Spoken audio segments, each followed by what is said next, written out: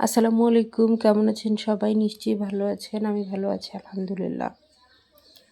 এই সময়ে প্রচুর পরিমাণে বাজারে ক্যাপসিকাম পাওয়া যাচ্ছে। অনেকে এটাকে বেল পেপারও বলে থাকেন। এতে অনেক ধরনের ভিটামিন রয়েছে, যেরকম vitamin A, vitamin C, vitamin K. এই উপাদানগুলো এতে প্রচুর পরিমাণে রয়েছে। এছাড়াও এতে রয়েছে অ্যান্টিঅক্সিডেন্ট। এটি কিন্তু খুব পুষ্টিকর। এটি আমাদের স্বাস্থ্যের জন্য অত্যন্ত ভালো এবং কিছু কিছু শারীরিক সমস্যায় এটাকে ঔষধের মতো কাজ করতে দেখা যায়।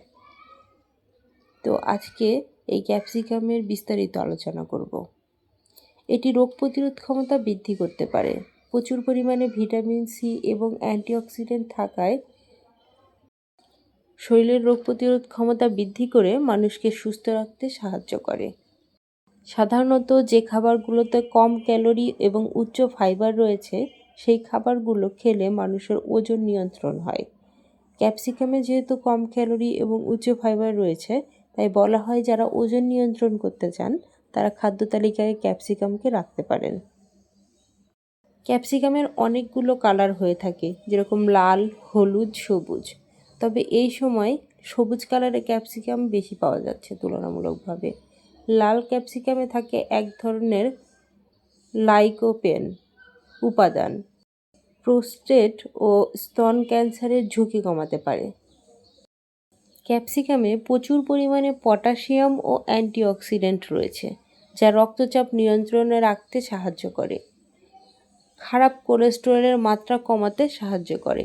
তাই যাদের হৃদরোগের ঝুঁকি রয়েছে এবং শরীরে খারাপ কোলেস্টেরল রয়েছে, তারা যদি ক্যাপসিকাম খান, দুই ধরনের উপকার পেতে পারেন। এক হচ্ছে রক্তচাপ নিয়ন্ত্রণে থাকবে, দুই হৃদরোগের ঝুঁকি কমবে।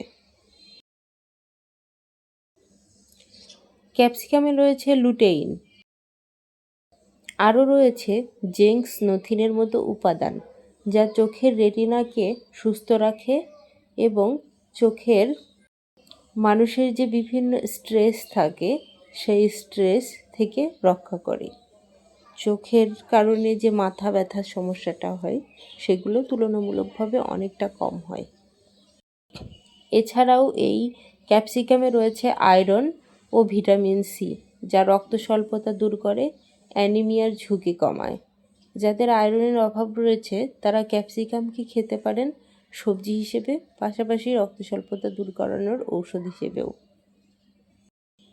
ভিটামিন সি কোলাজেন তৈরিতে সাহায্য করে, যা ত্বকের উজ্জ্বলতা ধরে রাখে এবং ব্রণ কমাতে সাহায্য করে এবং বয়সের ছাপ আসতে দেয় না। ত্বকের জন্য অত্যন্ত ভালো এবং এর পাশাপাশি চুলের স্বাস্থ্যকেও সুন্দর করতে সাহায্য করে। তাই ক্যাপসিকাম খান, ত্বক ও চুল সুন্দর হবে। ক্যাপসিকামকে অনেকে মিষ্টি মরিচও বলে থাকে। এটি মরিচের মতো দেখতে হলেও আকারে অনেক বড় হয়। এটা সালাতে দিয়ে খাওয়া যায়, বিভিন্ন রান্নার সাথে ব্যবহার করা যায়। তবে ক্যাপসিকাম বেশি সেদ্ধ বা বেশি পরিমাণে কুক করলে খেতে ভালো লাগে না। ক্যাপসিকামকে হালকা আঁচে হালকাভাবে রান্না করলেই খেতে বেশি মজা লাগে এবং পুষ্টিগুণ ঠিক থাকে। ক্যাপসিকাম সকল ধরনের রান্নাতে ব্যবহার করা যায়।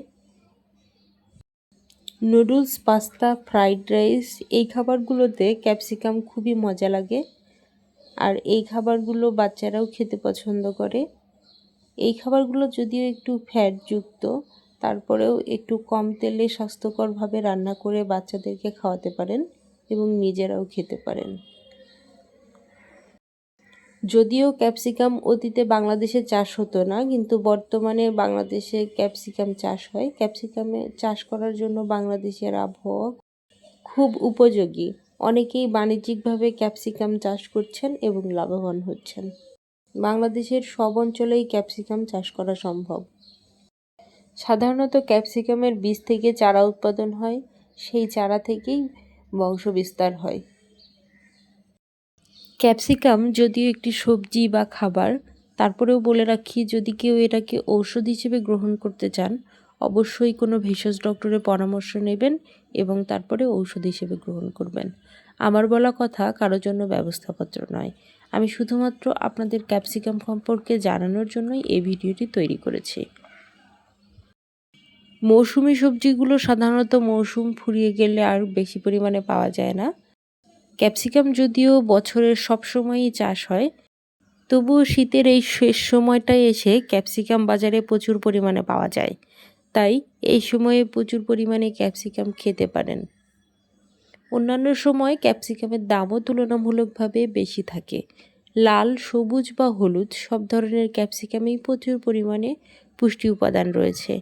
সব রঙের ক্যাপসিকামেই সমান পরিমাণ পুষ্টি উপাদান রয়েছে এবং পুষ্টিগুণে ভরপুর। তাই যে কোনো রঙের ক্যাপসিকামই খেতে পারেন। যেহেতু ক্যাপসিকাম কালারফুল সবজি, তাই ভিন্ন ভিন্ন রঙের ক্যাপসিকামকে একসাথে দিয়ে রান্না করলে রান্নাটা কালারফুল হয় এবং বাচ্চাদের সেটা পছন্দের হয়ে যায়। এই ভিডিওটি কেমন লেগেছে বা ভিডিও সংক্রান্ত কোনো মতামত থাকলে কমেন্ট বক্সে জানাতে পারেন। আপনি যদি আমার এই চ্যানেলে নতুন হয়ে থাকেন, চাইলেই আমার চ্যানেলটিকে সাবস্ক্রাইব করে পাশে থাকা বেল বাটনটি দাবিয়ে রাখতে পারেন। তাহলে আমার সব ভিডিওর নোটিফিকেশন পৌঁছে যাবে আপনার কাছে। আর যারা ইতিমধ্যেই চ্যানেলটি সাবস্ক্রাইব করেছেন তাদেরকে অসংখ্য ধন্যবাদ।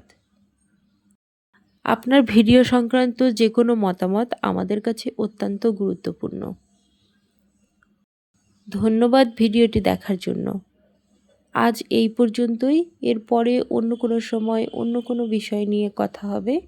সে পর্যন্ত ভালো থাকুন, সুস্থ থাকুন, এই আশা ব্যক্ত করে আজকের মতো ভিডিও শেষ করছি। Thanks for watching. Please subscribe my channel. ভালো খাবার, সুস্থ পরিবেশ, সুস্থ মন, সুস্থ জীবন। সুস্থভাবে বাঁচতে ভালো খাদ্যের বিকল্প নেই।